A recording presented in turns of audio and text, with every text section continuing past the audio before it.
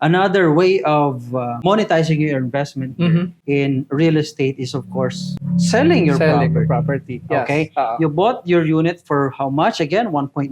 Kahit babaan mo ng 5 million, baba mo ng konti doon sa current. Okay. You're still earning what? 3 million 3 million pesos. pesos. Di ba't napakagandang investment niyan? And in fact, consider this also. For the last couple of years that you are having this rented, nakinabang ka na sa rental, di ba? You're getting rentals. Pwede kang kumita by selling your property. Right.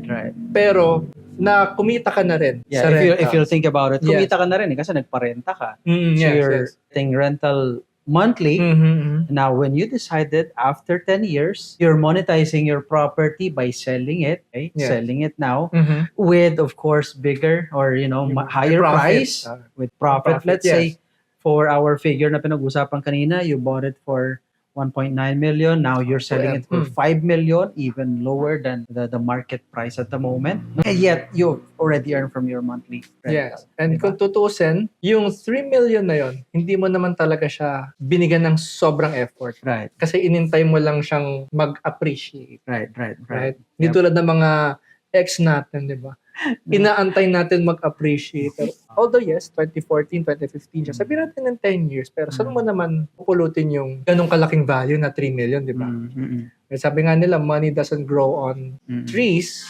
Pero kung tutuusin, yung money, nakuha mo siya by growing yung property na, in-investan.